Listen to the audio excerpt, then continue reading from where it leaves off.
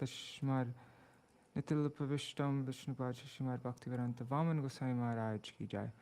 Nitilapavishtam Viṣṇupāda Śrīmad Bhakti Vedanta Swami Mahārāja Śrīla Prabhupada ki jai. Nitilapavishtam Viṣṇupāda Śrīmad Bhakti Pragyan Keshava Gosvāmī Mahārāja ki jai. Nitilapavishtam Viṣṇupāda Śrīmad Bhakti Siddhanta Saraswati Gosvāmī Prabhupada ki jai. Nitilapavishta Mahā-Bhagavat Śrīla Gokṣaras Babaji Mahārāja ki jai. Nitilapavishta Śrīla Satchidananda Bhakti Vinod Thakur ki jai.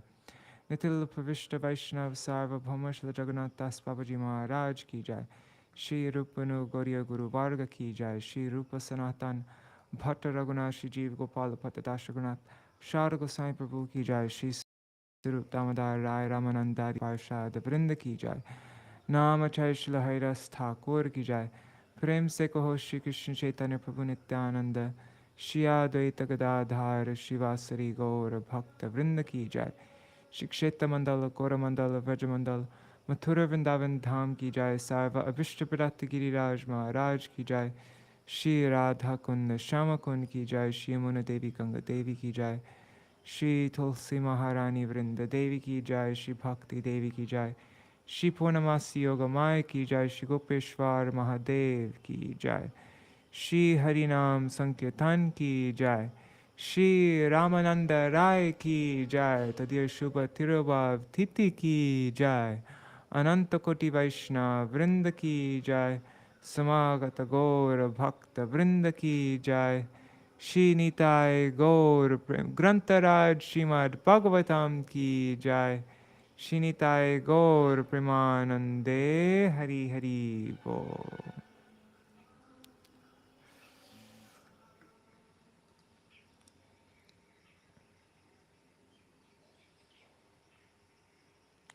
ओम ज्ञानतिमिरन्धस्य ज्ञानाञ्जना शलाकया चक्षुरुन्मिलितं येन तस्मै श्रीगुरुवे नमः.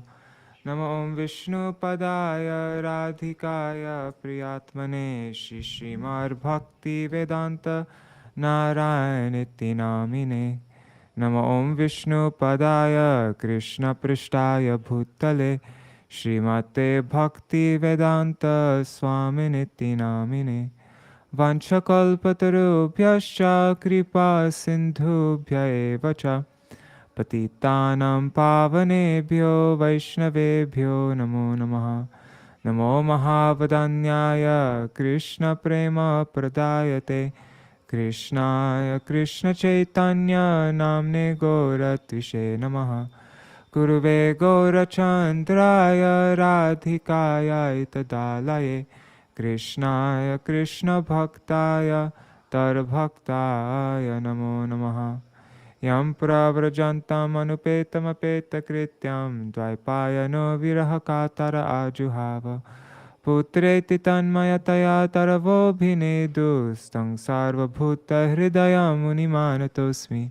नारायणं नमस्कृत्य नरं चैव नरोत्तमं देवीं सरस्वतीं व्यासं ततो जयमुदीरयेत्. शृण्वतं स्वकथा कृष्ण पुण्यश्रवणकीर्तन हृदन्तस्थो ह्यभद्राणि विधुनोति सुहृत्सतं. नष्टप्रायेष्वभद्रेषु नित्यं भागवत सेवया भगवत्युत्तमश्लोके भक्तिर्भवति नैष्टकी. तवैवास्मि न जीवामि त्वया विना इति विज्ञाय राधे त्वां नायमां चरणान्तिकम्. भक्त्या विहीन अपराधलक्षय क्षिप्ताष्टकामादितरङ्गमध्ये कृपामयि त्वां शरणं प्रपन्ना वृन्दे नमस्ते चरणारविन्दम्. भज श्रीकृष्ण चैतन्य प्रभु नित्यानन्द श्री अद्वैत गदाधर शिवासरी गौर भक्तवृंद. हरे Krishna Krishna Krishna Hare Hare Hare Ram Ram Ram Hare Hare.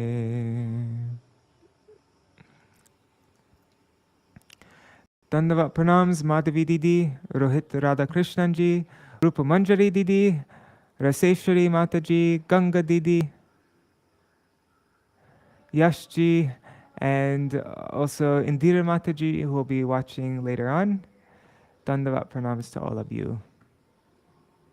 All right, so because I want to get to reading about Rāmananda Rāya, I'm going to just read this, which is very brief. So hearing in brief, for the recap, Hearing in brief about Lord Krishna's pastimes, Parikshit Mahārāja requested Śrukadeva Gosvāmī to further elaborate the Lord's nectarian pastimes. Śrukadeva Gosvāmī narrated, once, Mother Earth, being overburdened by demoniac forces, took the form of a cow and approached Lord Brahma. Brahma took her to the demigods to the shore of the milk ocean and chanted the Purusha Sukta prayers to please Lord Viṣṇu. And now that's where we read up to.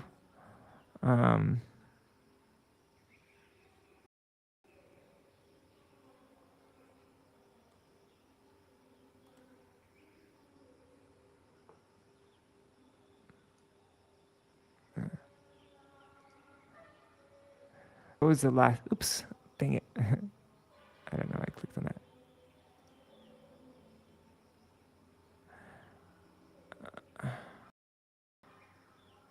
Arg. 1 second. Okay. So what was the last verse we read?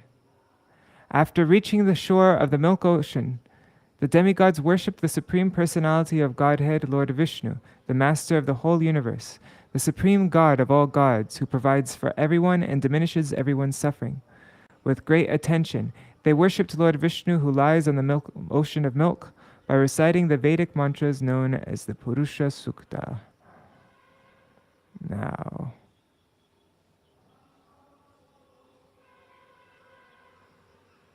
okay.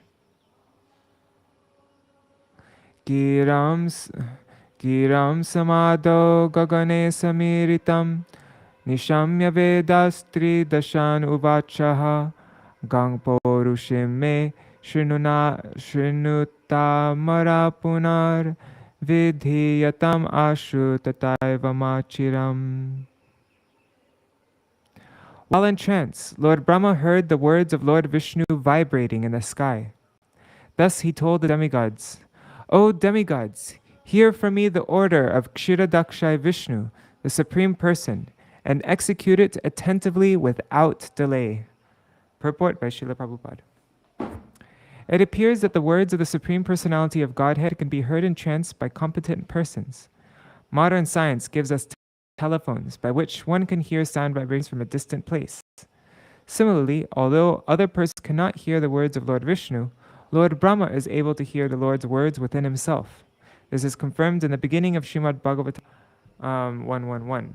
Tene Brahma Hridaya Adi Kavaye. Adi Kavi is Lord Brahma. In the beginning of the creation, Lord Brahma received the instructions of Vedic knowledge from Lord Viṣṇu through the medium of the heart, Hrida. The same principle is confirmed herewith.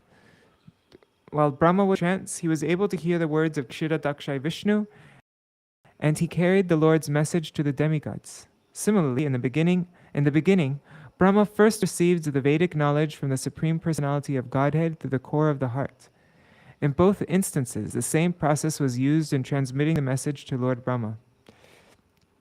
In other words, although Lord Viṣṇu is invisible even to Lord Brahma could hear Lord Viṣṇu's words through the heart.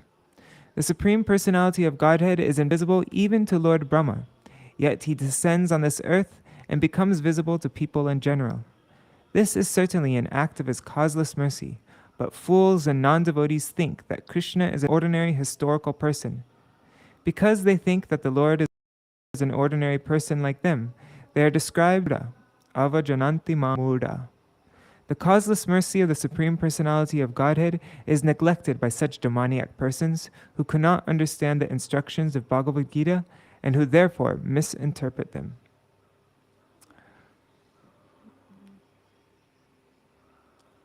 Puraiva pungsa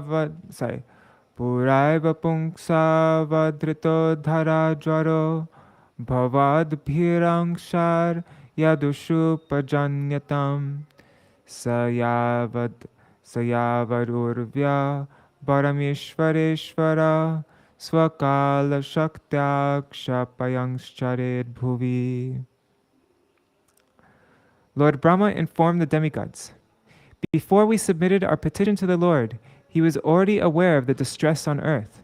Consequently, for as long as the Lord moves on earth to diminish its burden by his own potency in the form of time, all of you demigods should appear through plenary portions as sons and grandsons in the family of the Yadus. Purport. As stated in the Brahma Samhita 539, Ramadimurti Shukala Niyamena Tishtan Nanavataram Bhuvaneshu Kintu Krishna Swayam Bhavat Paramapumanyo Govindamadi Purusham Tamahang Bhajami. I worship the Supreme Personality of Godhead, Govinda, who is always situated in various incarnations such as Ram, Nrsimha, and many sub-incarnations as well, but who is the original personality of Godhead known as Krishna, and who incarnates personally also. In this verse from Śrīmad-Bhāgavatam, we find the words Puraiva Pungsa Vadrito Dharajvara. The word Pungsa is to Krishna, who is already aware of how the whole world was suffering because of the increase of demons. Without reference to the supreme power of the personality of Godhead, demons assert themselves to be independent kings and presidents, and thus they create a disturbance by increasing their military power. When disturbances are very prominent, Krishna appears. At present also, various demoniac states all over the world are increasing their military power in many ways, and the whole situation has become distressful. Therefore, Krishna has appeared by his name in the Hare Krishna movement, which will certainly diminish the burden of the world. Philosophers, religionists, and people in general must take to this movement very seriously, for man-made plans and devices will not help bring peace on earth. The transcendental sound Hare Krishna is not different from the person Krishna.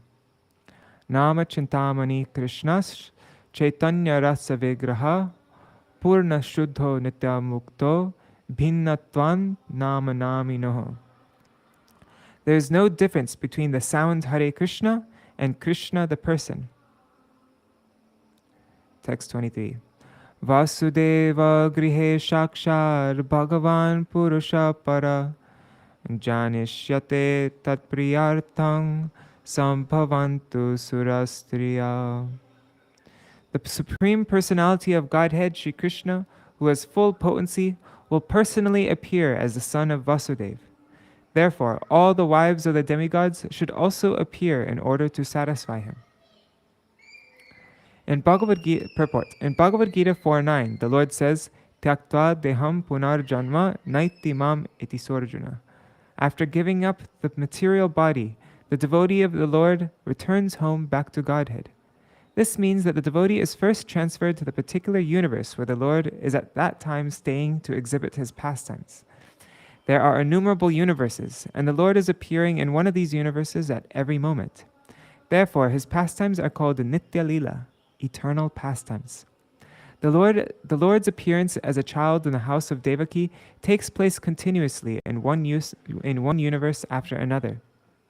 Therefore, the devotee is first transferred to that particular universe where the pastimes of the Lord are current.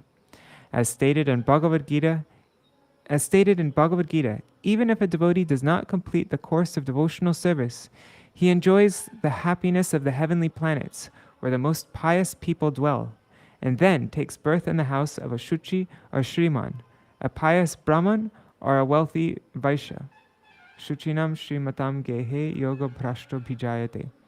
Thus, a pure devotee, even if unable to execute devotional service completely, is transferred to the upper planetary system, where pious people reside. From there, if his devotional service is such a devotee is transferred to the place where the Lord's pastimes are going on. Herein it is said, Sambhavantu surastriya. Surastri, the women of the heavenly planets, were thus ordered to appear in the Yadu dynasty in Vrindavan to enrich the pastimes of Lord Krishna. These Surastri, when further trained to Krishna, would be transferred to the original Goloka Vrindavan.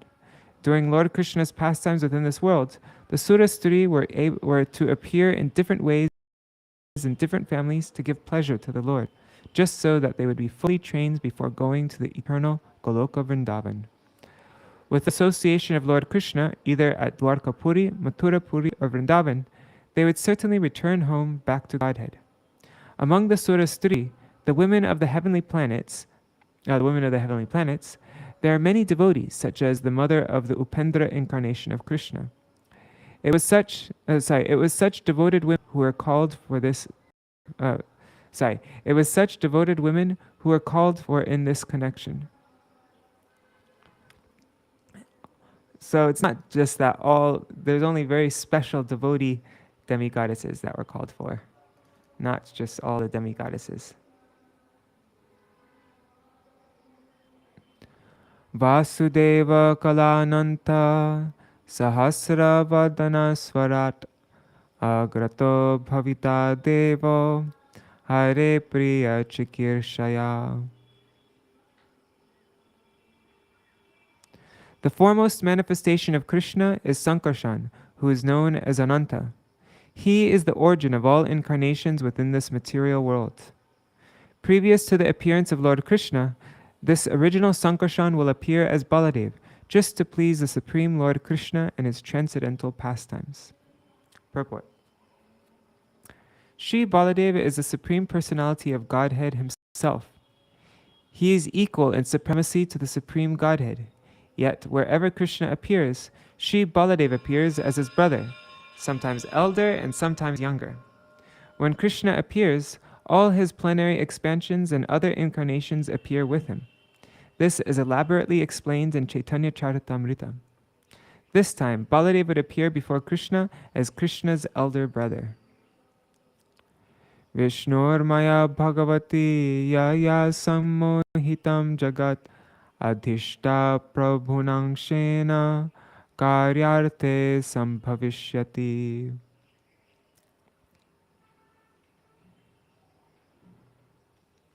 The potency of the Lord, known as Viṣṇu Maya, who is as good as the Supreme Personality of Godhead, will also appear with Lord Krishna.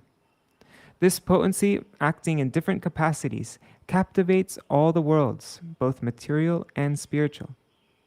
At the request of her master, she will appear with her different potencies in order to execute the work of the Lord. Purport. Parasya Shaktir Vividhaiva Shruyate. That's Shvetashvatar Upanishad. Oops. I just realized I made a mistake somewhere. Anyways, Shvetashvatar Upanishad 6.8. In the Vedas, it is said that the potencies of the Supreme Personality of Godhead are called by different names, such as Yogamaya and Mahamaya.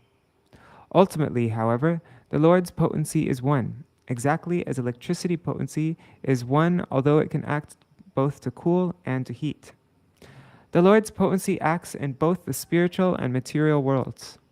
In the spiritual world, the Lord's potency works as Yogamaya, and in the material world, the same potency works as Mahamaya, exactly as electricity works in both a heater and a cooler. In the material world, this potency, work Mahamaya, acts upon the conditioned souls to deprive them more and more of devotional service. It is called Dhyaya Sammohito Jiva Atmanam Tri Gunatmakam. In the material world, the conditioned soul thinks of himself as a product of Tri Guna, the three modes of material nature. This is the bodily conception of life. Because of associating with the three gunas of the material potency, everyone identifies himself with his body. Someone is thinking he is a Brahman, someone a Kshatriya, and someone a Vaishya or Shudra. Actually, however, one is neither a Brahman, a Kshatriya, a Vaishya, nor a Shudra. One is part and parcel of the Supreme Lord, Mamai Vangshaha. But because of being covered by the material energy, Mahamaya, one identifies himself in these different ways. When the conditioned soul becomes liberated, however, he thinks himself an eternal servant of Krishna. Jivere Swarupa Hoy, Krishnera Nityadas. When he comes to that position, the same potency, acting as Yogamaya, increasingly helps him become purified and devote his energy to the service of the Lord. In either case, whether the soul is conditioned or liberated, the Lord is supreme. Bhagavad Gita 9:10. Maya dakshena prakriti suyate sacharacharam. It is by the order of the Supreme Personality of Godhead that the material energy, Mahamaya, works upon the conditioned soul. Prakrite kriyamanani gunai karmani sarvasha ahankara vimudatma kartaham iti manyate. The bewildered spirit soul, under the influence of the three modes of material nature, thinks himself to be the doer of activities which are in actuality carried out by nature. That's Bhagavad Gita 3:27. Within conditioned life, no one has freedom. Because one is bewildered, being subject to the rule of Mahamaya, one foolishly thinks himself independent. Ahankara vimurdatma kartaham iti manyate. But when the conditioned soul becomes liberated by executing devotional service, he is given a greater and greater chance to relish a relationship with the Supreme Personality of Godhead in different transcendental statuses, such as Dasyaras, Sakyaras, Vatsalyaras, and Madhuryaras.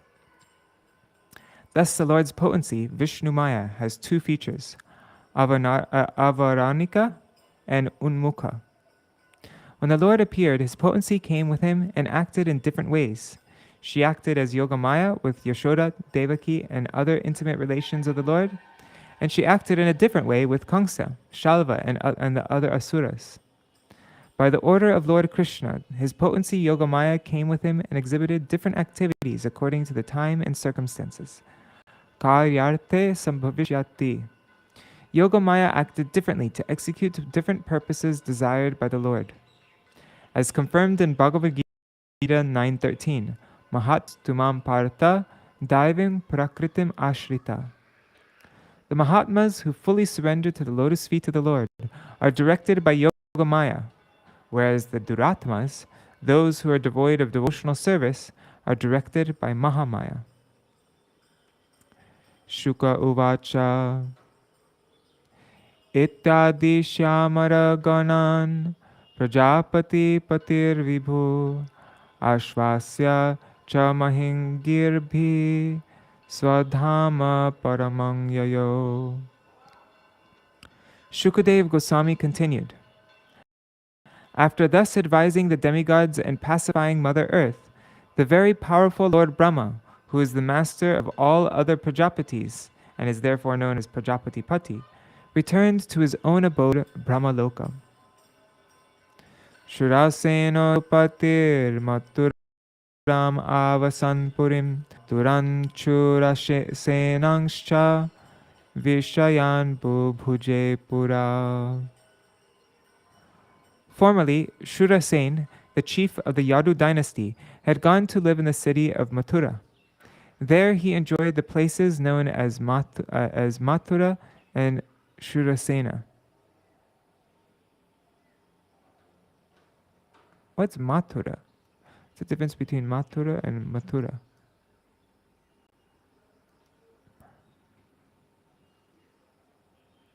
I guess Mathura is a part of Mathura? Rajadhani tata sabhut sarvayadava bhujan Mathura bhagavan yatra nityang sannihito hari. Since that time, the city of Mathura had been the capital of all the kings of the Yadu dynasty. The city and district of Mathura are very intimately connected with Krishna, for Lord Krishna lives there eternally. Purport. It is understood that Mathura city is the transcendental abode of Lord Krishna. It is not an ordinary material city, for it is eternally connected with the Supreme Personality of Godhead. Vrindavan is within the jurisdiction of Mathura, and it still continues to exist. Because Mathura and Vrindavan are intimately connected with Krishna eternally, it is said that Lord Krishna never leaves Vrindavan. Vrindavanam parityaja padam ekam nagacchati. At present, the place known as Vrindavan in the district of Mathura continues its position as a transcendental place, and certainly anyone who goes there becomes transcendently purified. Navadip Dham is also intimately connected with Vrajabhumi. Śrīla Narottam Das Thakur therefore says, Shri Gora Mandal Bhumi Jeba Jane Chintamani Tar Hoy Braja Bhume Vas. Braja Bhumi refers to Mathura Vrindavan, and Goda Mandal Bhumi includes Navadvip. These two places are non-different. Therefore, anyone living in Navadvip Dham, knowing Krishna and Sri Chaitanya Mahaprabhu to be the same personality, lives in Vraja Bhumi, Mathura Vrindavan. The Lord has made it convenient for the conditioned soul to live in Mathura, Vrindavan, and Navadvip, and thus be directly connected with the Supreme Personality of Godhead. Simply by living in these places, one can immediately come in contact with the Lord. There are many devotees who vow never to leave Vrindavan and Mathura. This is undoubtedly a good vow, but if one leaves Vrindavan, Mathura, or Navadvip Dham for the service of the Lord, he is not disconnected from the Supreme Personality of Godhead. At any rate, we must understand the transcendental importance of Mathura, Vrindavan, and Navadvip Dham. Anyone who executes devotional service in these places certainly goes back home, back to Godhead, after giving up his body. Thus the words Bhagavan Yatra Nityam Sannihito Hari are particularly important. A devotee should fully utilize the best of his ability. Whenever the Supreme Lord personally appears, he appears in Mathura because of his intimate connection with this place. Therefore, although Mathura and Vrindavan are situated on this planet Earth, they are transcendental abodes of the Lord.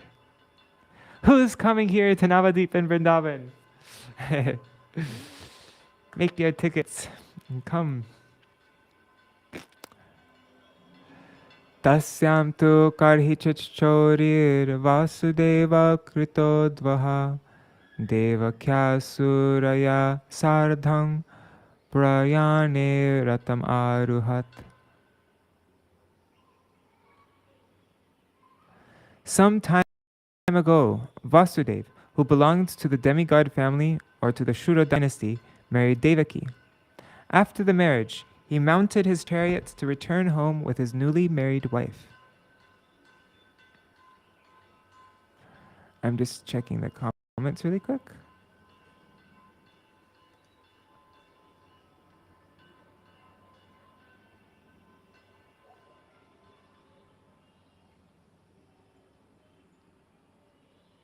Yes, Yashji, very good point.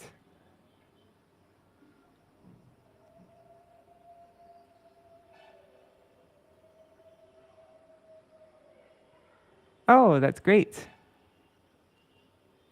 You're going to go for Kartik Vrajmana Parikrama? That is wonderful. All right. So some time ago, Vasudeva belonged to the demigod family or the Shura dynasty, married Devakī. After the marriage, he mounted his chariot to return home with his newly married wife. Ugrasena Sutta Kaṁsa Supriya Chikirshaya Rashmin Hayaunam Jagraha Rokmai Rata Shatar Vrittaha.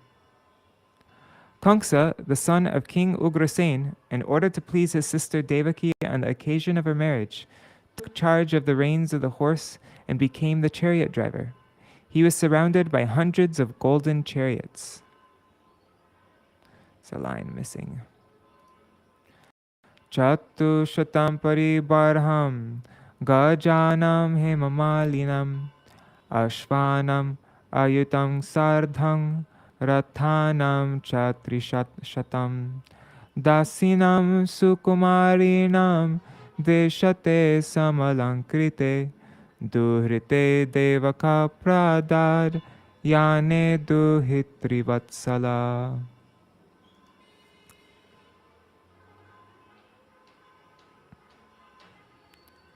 Let me scroll. It's not letting me scroll. There. Okay. Okay.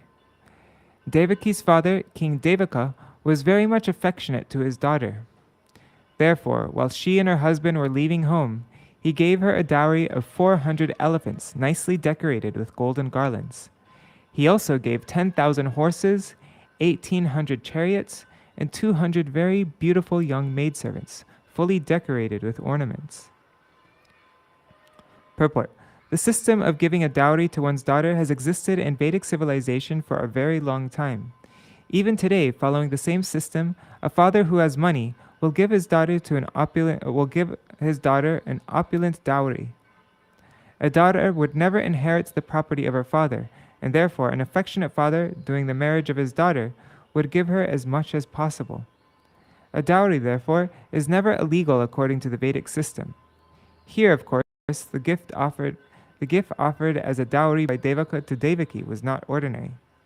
Because Devaka was a king, he gave a dowry quite suitable to his royal position.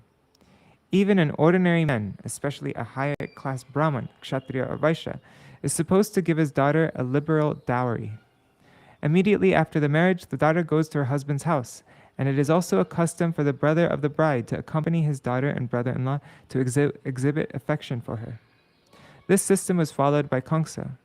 These are old customs in the society of Varnashram Dharma, which is now wrongly designated as Hindu. These long-standing customs are nicely described here.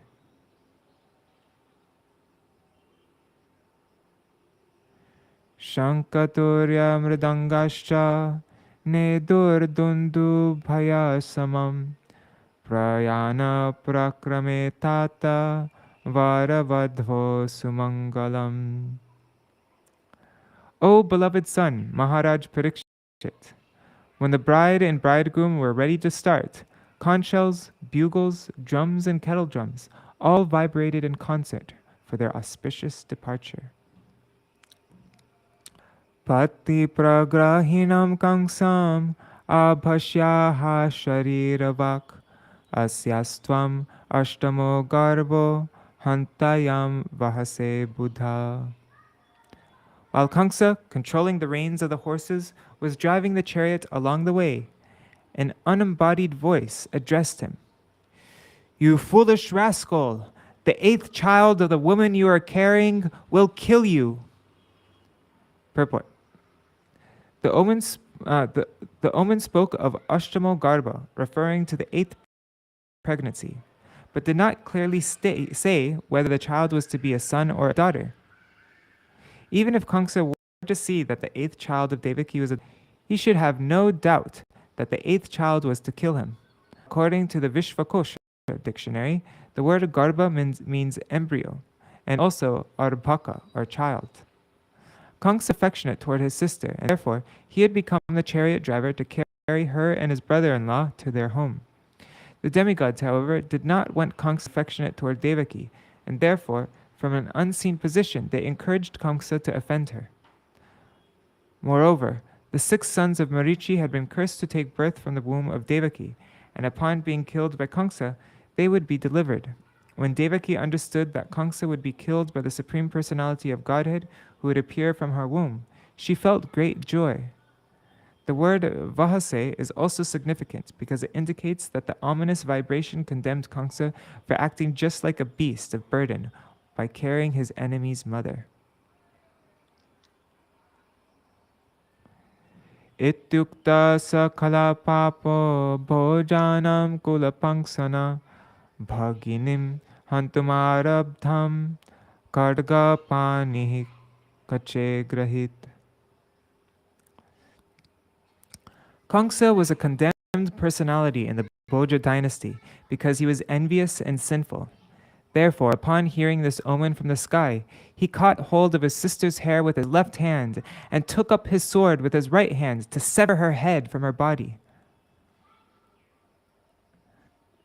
Is that what we're reading? I think we're finished with our reading for today. Okay. 1 second. No. Purport. Kaṁsa was driving the chariot and controlling the reins with his left hand. But as soon as he heard the omen that his sister's 8th child would kill him, he gave up the reins, caught hold of his sister's hair, and with his right hand took up a sword to kill her. Before, he had been so affectionate that he was acting as his sister's chariot driver, but as soon as he heard that his self-interest or his life was at risk, he forgot all affection for her and immediately became a great enemy. This is the nature of demons. No one should trust a demon despite any amount of affection. Aside from this, a king, a politician, or a woman cannot be trusted since they can do anything abominable for their personal interest. Chanakya Pandit therefore says, Vishvaso naiva kartavya strishu raja kuleshu. Tang jugupsipta karmanam nrishangsam nirapatrapam Vasudevo Mahabhaga Uvacha Parisantvayam. Wanting to pacify Kaṁsa, who was so cruel and envious that he was shamelessly ready to kill his sister, the great soul Vasudeva, who was to be the father of Krishna, spoke to him in the following words. Oops, one second. Are we reading up to verse? Okay, so let's read this purport. Purport. Vasudeva, who is to be the father of Krishna, is described here as Mahabhaga, a very upright and sober personality, because although Kaṁsa was ready to kill Vasudeva's wife, Vasudeva remained sober and unagitated. In a peaceful attitude, Vasudeva began to address Kaṁsa by putting forward reasonable arguments. Vasudeva was a great personality because he knew how to pacify a cruel person and how to forgive even the bitterest enemy. One who is fortunate is never caught, even by tigers or snakes. All right, so we'll see how Vasudeva pleaded with Kaṁsa tomorrow. Now, since today is the disappearance day of Rāmananda Rāya, I wanted to read this from, this is from Vishuddha Chaitanya Vani, vcvani.com. This is class by Śrīla Bharatī Mahārāja. One second, let me just see the comments.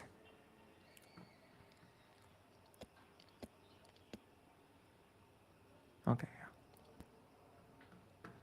What time is it? It's 8. Oh, we have 15 minutes. Okay, we're going to go a little bit overtime today, probably.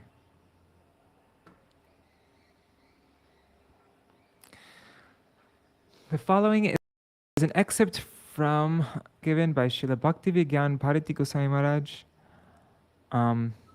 on May 19th, 2014 and May 16th, 2016. Today is a special day.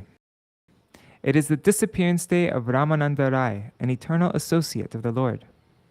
By worldly considerations, he appeared in the village of Bentapur, near Alarnath, Odisha.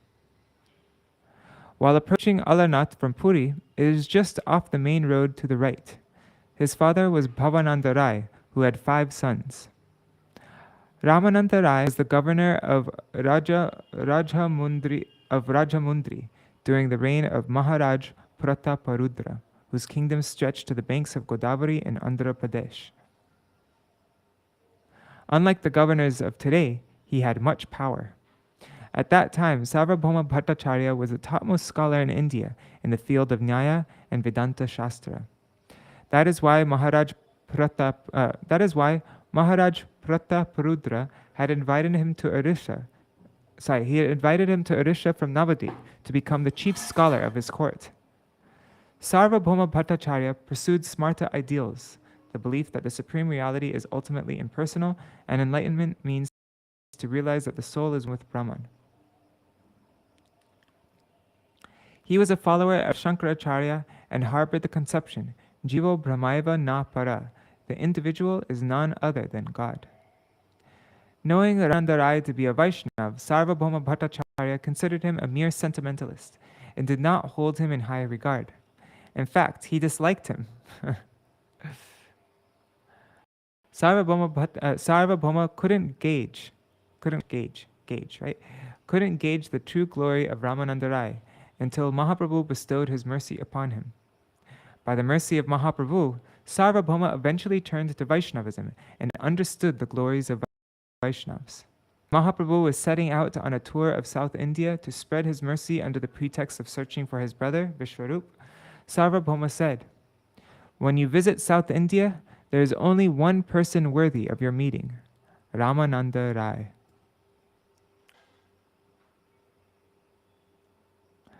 After Mahaprabhu reached the banks of Godavari, Rāmananda Rāya also arrived there in a palanquin to take a bath, accompanied by Brahmins and a band of musicians.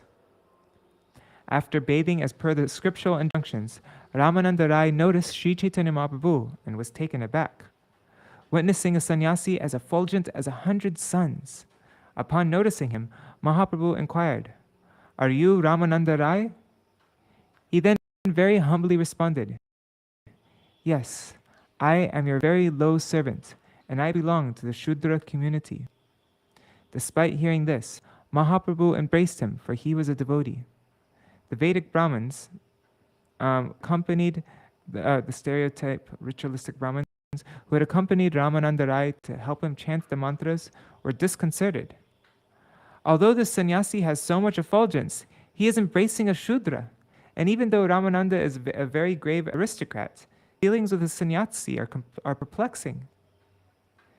Chaitanya Dev, realizing that the Brahmins being Vijatya outsiders would misinterpret the symptoms of Hari Bhakti, restrained his transcendental emotions. He requested Rāmananda Rāya to meet with him alone. That night, dressed in ordinary clothes and bringing only one servant along with him, Rāmananda Rāya met Chaitanya Dev in a solitary place. Let's see a picture of the meeting of Rāmananda Rāya and Mahaprabhu. There.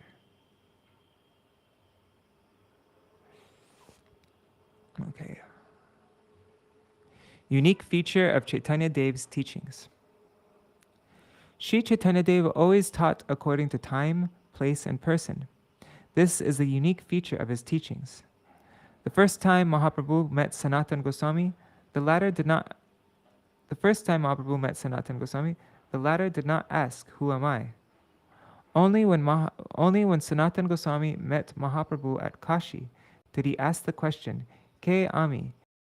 Keno amai jare tapatrai? Iha nahi jani. Kemone hita hoy." Who am I? Why do the threefold miseries always give me trouble? If I do not know this, how can I be benefited?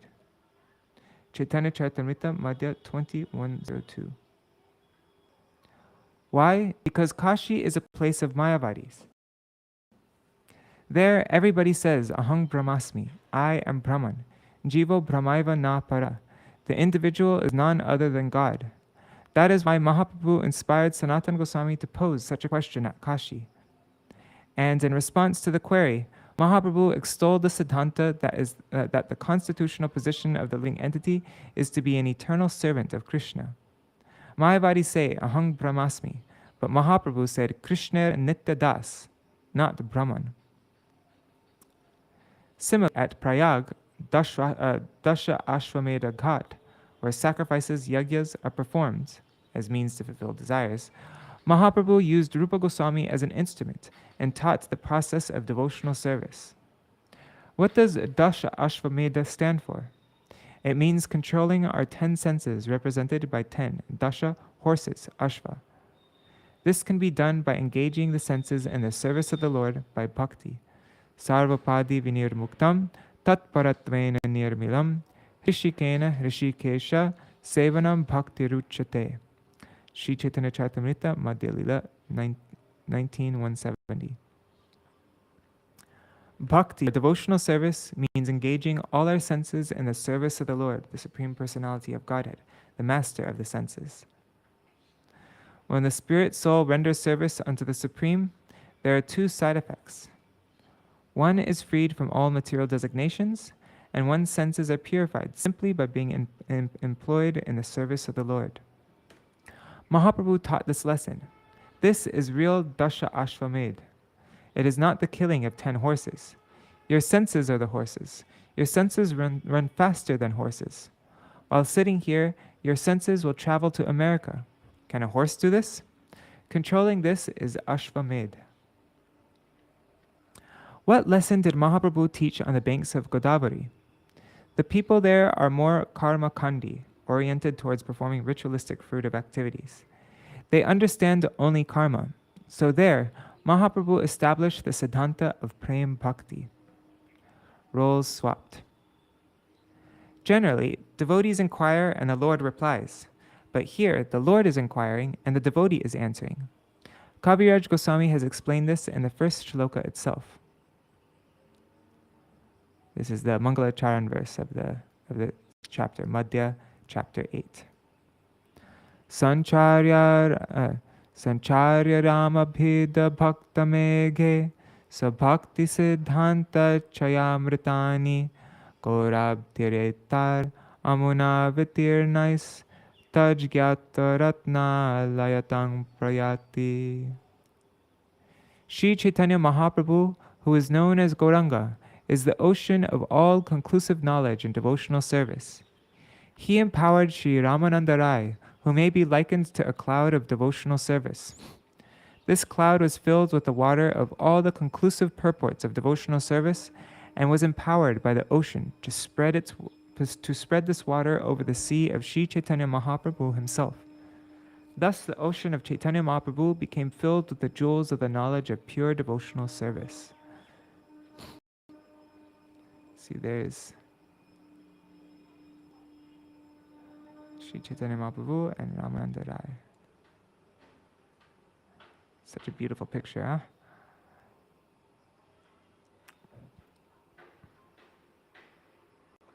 Chaitanya Dev empowered and provided water to the cloud personified by Rāmananda Rāya.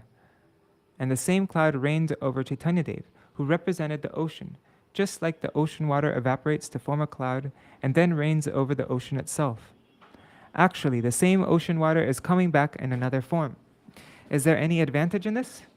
Yes, there is. The rainwater is sweet, unlike the salty ocean water.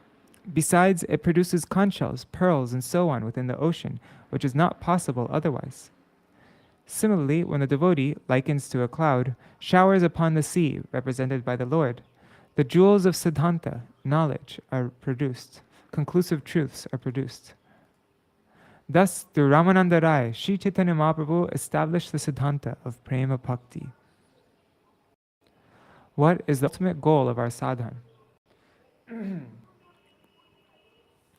Mahaprabhu started by asking Rāmananda Rāya, Poro shloka sadhya nirnaya. That's Chaitanya Charitamrita 57.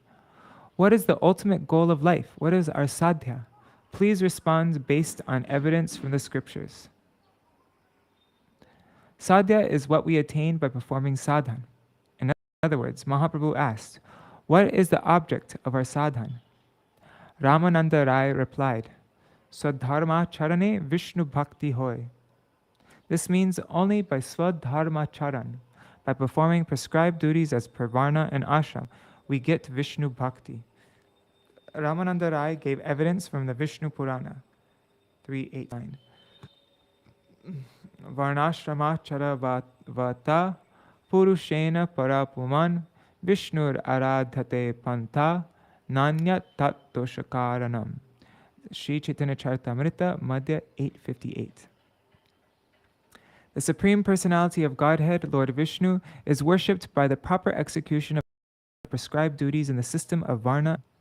There is no other way to satisfy the Supreme Personality of Godhead. One must be situated in the institution of the 4 Varnas and Ashrams. In other words, the sadhya, or goal, is Viṣṇu Bhakti, and the sadhan, or process, is to perform the prescribed duties as per Varna and Ashram. This indicates that without Varna and Ashram, one cannot perform Hari Bhakti. But did Chaitanya Dev give precedence to this? No. Instead, he said, Eho Bahya, Age Koho Ar. This is external. It is not the essence. Tell me some other means. Although in one sense, this is also sadhan, but it is just like external fencing. It should be noted that Sri Chaitanya Mahaprabhu didn't state that Rāmananda Rāya's suggestion or evidence provided was erroneous. He simply said, this is external, eho bahya. Just like a sapling is initially covered with a fence for protection, but when it grows into a strong tree, the fencing is no longer required. Eho bahya. Similarly, while constructing a building, scaffolding is set up. However, when the construction is complete, the scaffolding is no longer required, and the builder insists on removing the scaffolding as it disrupts the overall look.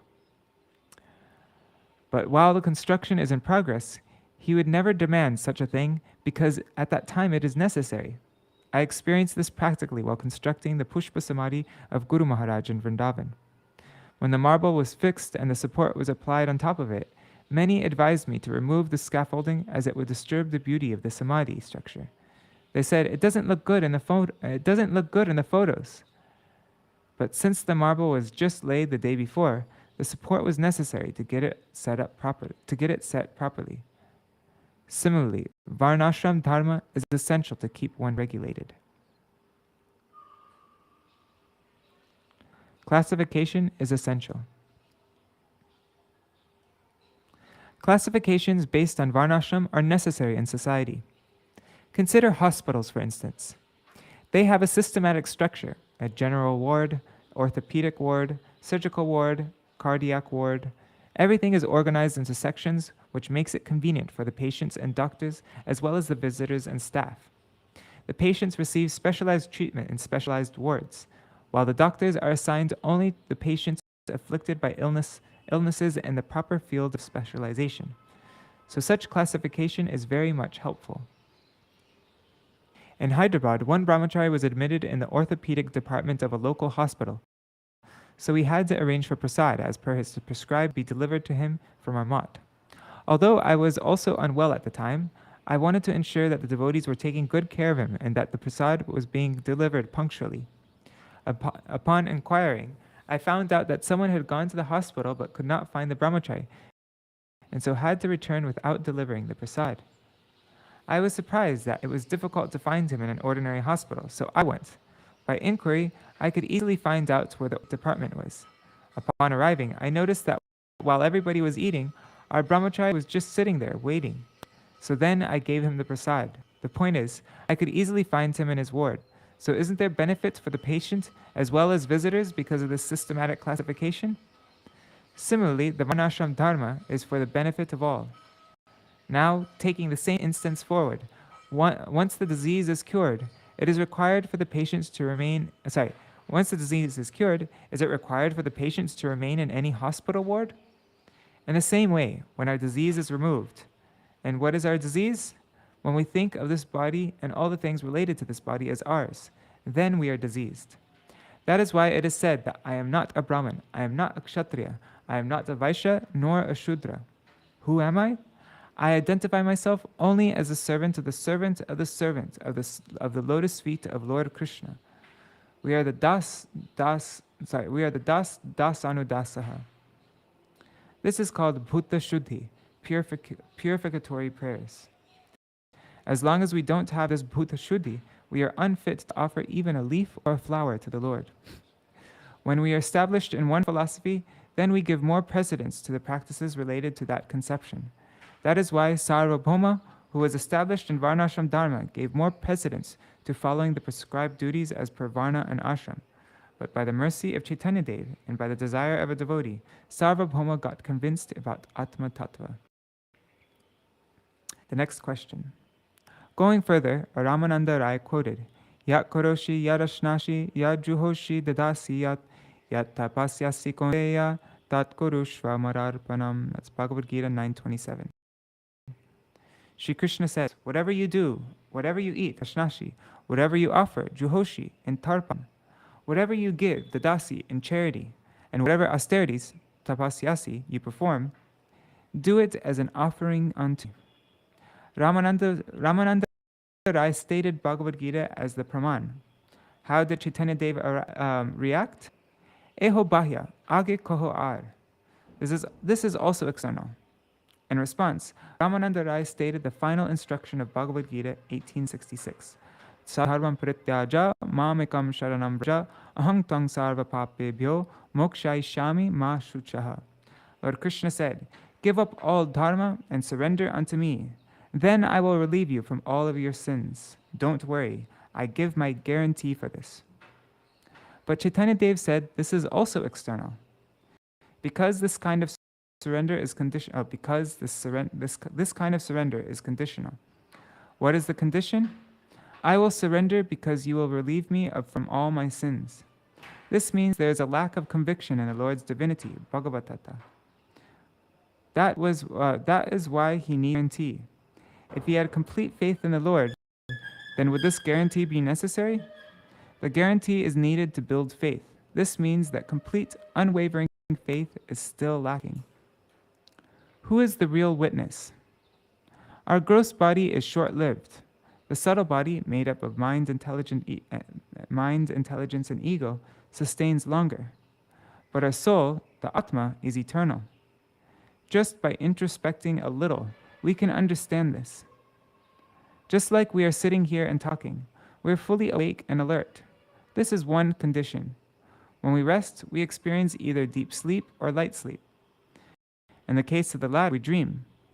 In one such dream, upon seeing a tiger or a thief, we may scream, but externally our mouth may remain shut, because this is not the act of the gross body. Sometimes we experience that someone even shouts at night and awakens others. So who actually shouted? Has anyone thought about this? When a person experiences a deep state of dreamless sleep, he confirms upon awakening, I have never before experienced such a deep sleep. In this case, who is the witness? The individual was obviously in a deep state of sleep, so how could he experience anything? Actually, the soul experienced the deep sleep. The phenomenon of a dream takes place at the level of the subtle body and is witnessed by the soul. When one is established in this conception of the soul, then all these considerations on the bodily platform dissipate. This is called Atma Tattva. When we are not established in Atma Tattva, then everything is external. So when Rāmananda Rāya said Sarva Dharmam Parityaja, Chaitanya Dev did not accept it. Rāmananda Rāya further quoted Brahma's stava, Śrīmad-Bhāgavatam 10:14-03.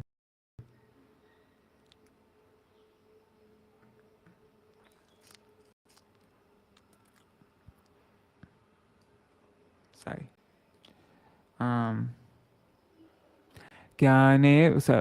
Rāmananda Rāya further quoted from Brahmastava. Jnane prayasam udupasyanamantaveva jivanti sanmukaritam bhavadhiya vartam stane sthita shrutigatam tanuvang manobhir ye prayo jita jito pyasitais trilokyam. Jnane prayasam udupasya. The attempt to acquire knowledge by using the senses should be relinquished. The idea of amassing knowledge should be thrown out. The conception that we can see the reality with our eyes, hear with our ears, smell with our nose, touch with our skin, taste with our tongue should be abandoned.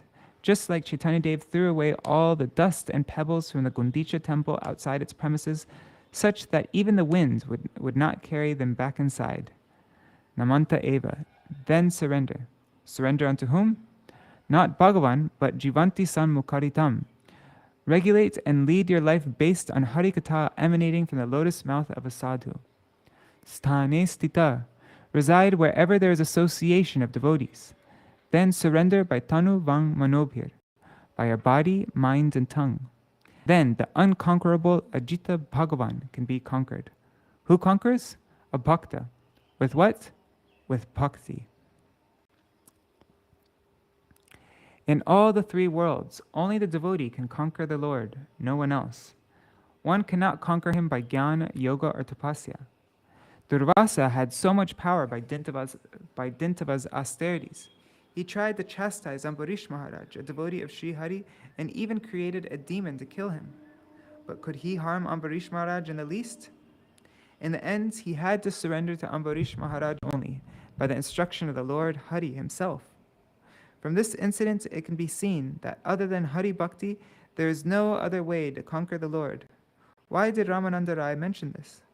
Because Karma Kanda was performed in that part of the country, and in this way they discussed further.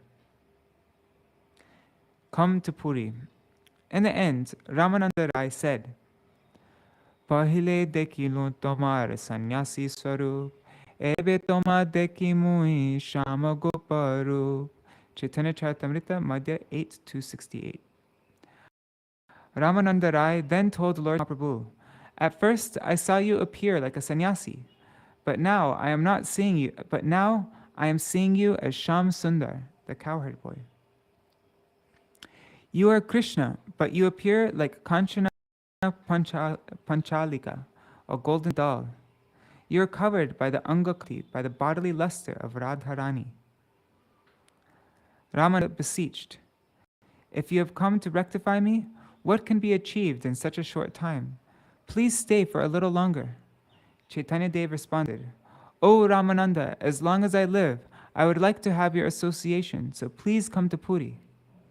When Rāmananda Rāya asked Mahārāja Prataparudra to relieve him of his duties, citing Mahaprabhu's request as the reason, Mahārāja Prataparudra not only instantly relieved him, but also continued to pay him the same salary. Quickly, Rāmananda Rāya settled all the matters of the state and moved to Jagannath Puri. Mahārāja Prataparudra was also a great devotee of Chaitanya Mahaprabhu. The only qualification for becoming a guru is Hari Bhakti. When the eternal associates of the Lord appear in this world, they are oblivious of their eternal identity.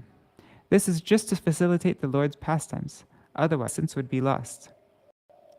Rāmananda Rāya is Vishaka Saki in Vrajlila.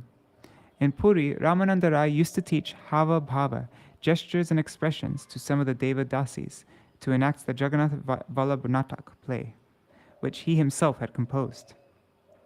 In this genre, the actors don't speak. Instead, they portray the script via the medium of facial expressions and bodily movements. Now this is called Odissi dance. In Gita Govinda, the story of the Lord taking the form of Narasimhadev and killing Hiranyakashipu and other pastimes have been depicted in this way.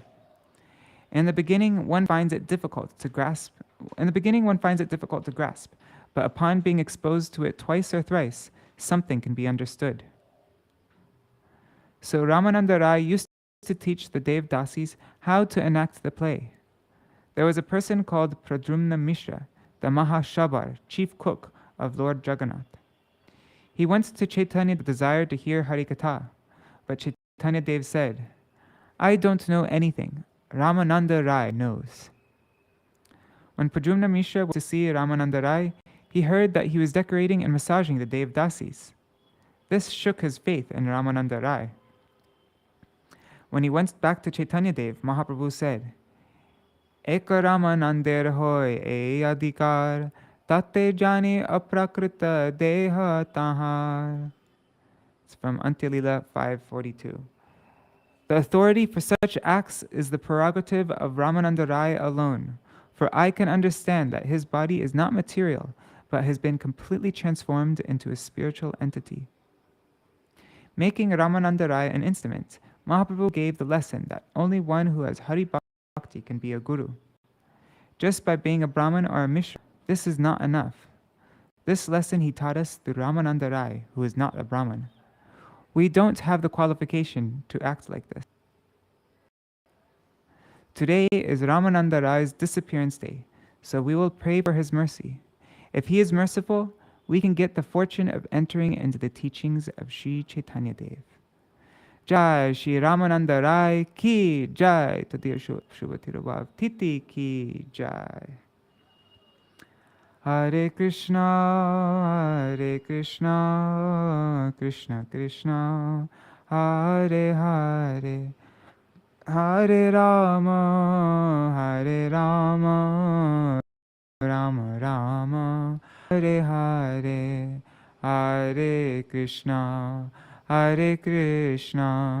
Krishna Krishna, Hare Hare, Hare Rama, Rama Rama, Hare Hare. Nitai Gaur Hari Bol, Hari Bol, Hari Bol, Nitai Gaur Hari Bol, Nitai Gaur Hari Bol, Hari Bol, Hari Bol, Nitai Gaur Hari Bol. I'm going to just do a abbreviated Jadvani.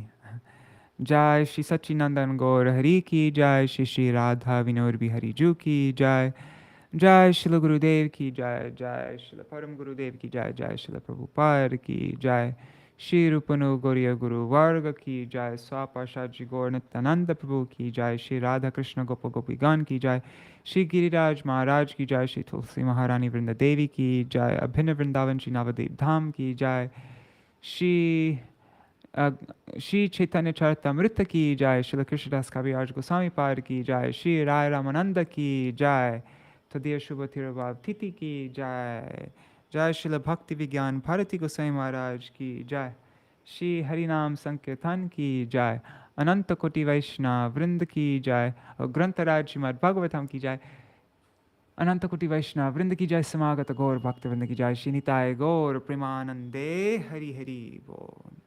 Om Vrindai Tulsi Devai Priyai Keshavascha Krishna Bhakti Pradadevi Sattvatai Namo Namaha Vancha Kalpatarubhyascha Kripa Sindhubhya Vacha Patitanam Pavanebhyo Vaishnavebhyo Namo Namaha. Dandavat pranams, everybody. Oh, and at like 2 o'clock this morning, I posted the next video in our Rupa Shiksha program. So you can check out on the Vine of Devotion YouTube channel and memorize the verse. Today, I need to write the script for, I divided this week into 2 parts. And so today I'm going to write the script for the second part, and I'll hopefully put out the video tomorrow. All right, Dandavat pranams, everybody. See you all tomorrow. Cool. Rath Yatra is Saturday there? Cool, Prajuna Prabhu. All right, see you all. Jai